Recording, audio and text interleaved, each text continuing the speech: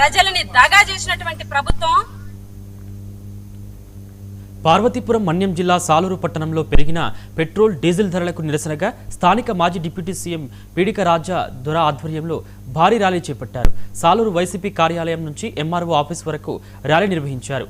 ఆటోకు తాడు కట్టి హైవేపై లాగి నిరసన తెలిపారు. అనంతరం సాలూరు తహసీల్దార్కు వినతి పత్రం సమర్పించారు.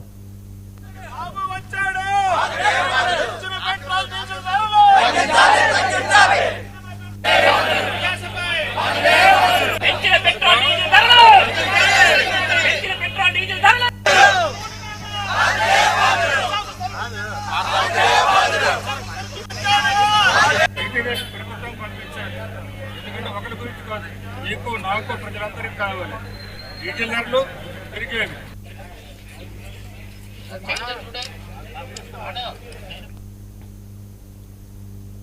పెట్రోల్